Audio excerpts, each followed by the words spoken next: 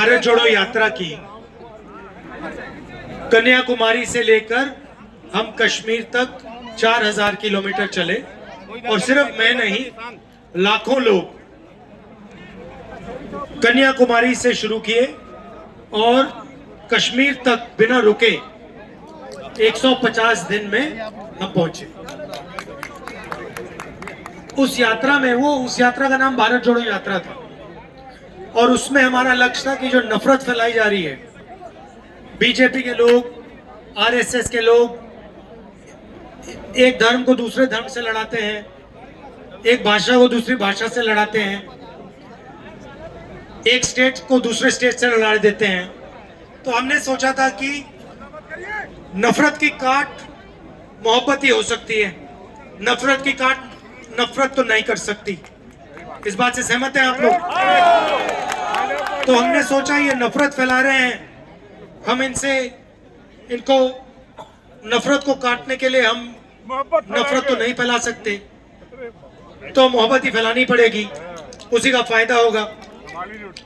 तो हमने नफरत के बाजार में मोहब्बत की दुकान खोल दी और पता लगा रास्ते में 4000 किलोमीटर में सबसे पूछता था कि भैया आपको किसी से नफरत है? मतलब हजारों लोगों से मैंने पूछा और हिंदुस्तान का डीएनए नफरत का है ही नहीं। तो सब लोग मुझे कहें कि भैया हम तो किसी से नफरत नहीं करते, मगर अगर आप मीडिया देखो तो 24 घंटे वो नफरत की बात करते रहते हैं, है ना? हाँ, वही। तो हमने यात्रा की, यात्रा में 6-7 घंटे हम आपकी बात सुनते थे, हिंदुस्तान की जनता की बात सुनते थे। किसान आ जाते थे, मजदूर आ जाते, बच्चे आए, अलग अलग वर्ग के लोग आए, हिंदू, मुस्लिम, सिख, ईसाई, और हम 6-7 घंटे उनसे बात करते थे। अंत में ऐसा 15 मिनट का भाषण होता था।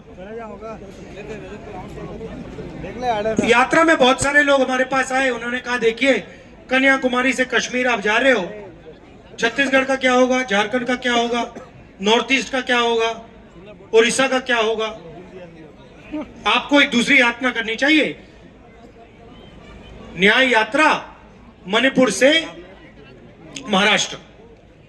तो बात सही है ना? तो हमने कहा ठीक है हम दूसरी कर देते हैं और इसमें हमने एक शब्द जोड़ दिया, भारत जोड़ो न्याय यात्रा को नाम दे दी। और अन्याय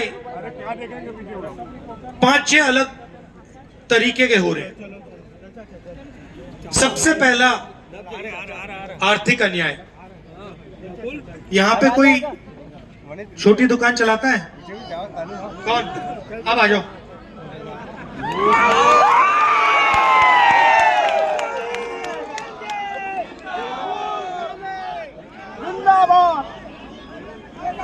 आ जाओ। आपका नाम क्या है? नाम क्या है आपका? आइए गुप्ता जी, यहाँ बैठिए।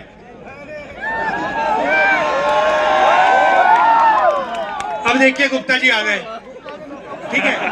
अब बात यह है, नहीं ठीक है, रिलैक्स। अब बात यह है गुप्ता जी, एक बात बताओ मुझे, आप छोटी दुकान चलाते हो, जीएसटी से आपको क्या हुआ? आपको मतलब जीएसटी से कोई ना कोई फायदा तो हुआ? अरे कुछ नहीं हुआ भाई। अब एक बात बताओ, नोटबंदी से आपको कोई फायदा हुआ होगा? बहुत नुकसान हुआ उससे। मुझे समझाओ, जनता को समझाओ। नोट नहीं, छोटे दुकानदार को नोटबंदी से क्या नुकसान हुआ?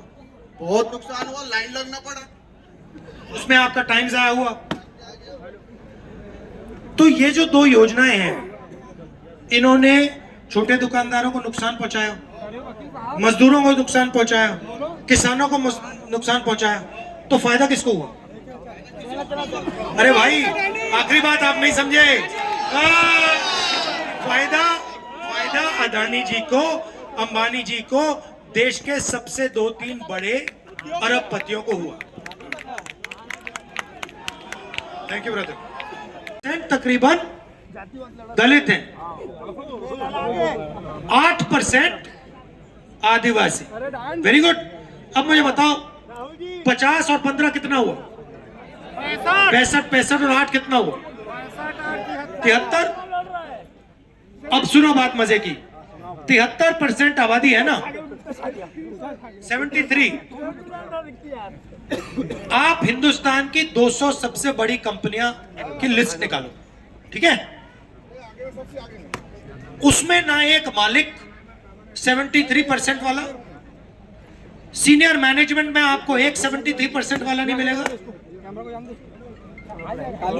मतलब हिंदुस्तान का जो कॉर्पोरेट सिस्टम है उसमें आपको ना ओबीसी मिलेगा, ना दलित मिलेगा, ना आदिवासी मिलेगा।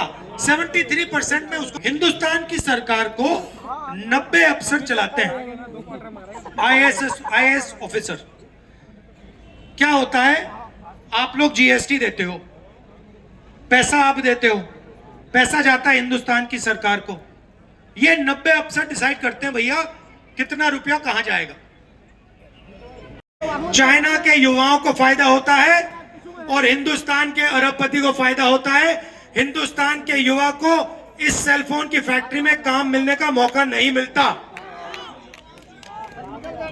अभी वापस देना है इसको, नहीं तो प्रॉब्लम हो जाएगी। तो हो क्या रहा है, चाइना का माल यहां सबसे बड़े अरबपति बेच रहे हैं, हिंदुस्तान में रोजगार पैदा नहीं हो रहा है। नरेंद्र मोदी जी नोटबंदी और जीएसटी जैसी पॉलिसीज, किसान कानून जैसी पॉलिसीज लेके जो हमारे छोटे बिजनेस वाले हैं, दुकानदार हैं, स्मॉल और मीडियम बिजनेस चलाते हैं, इनको सबको एक के बाद एक, एक के बाद एक, एक के बाद एक खत्म कर रहे हैं। आप कोई भी इंडस्ट्री देख लीजिए, चाहे वो सेलफोन की हो, हथियारों की हो, इंफ्रास्ट्रक्चर की हो, आपको एक बड़ा अरबपति उसमें मोनोपोली लिए बैठा दिखेगा।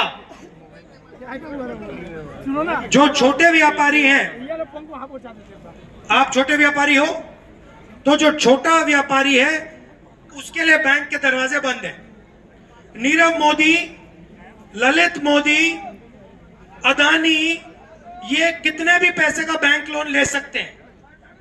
और फिर भैया अगर ले लिया और वापस नहीं देना तो वो भी ठीक है, वो भी माफ है। मगर अगर किसान कहे भैया मेरा माफ कर दो, तो उसको मार के भगाएंगे। तो ये हुआ आर्थिक अन्याय, बेरोजगारी, महंगाई, जीएसटी, नोटबंदी। अच्छा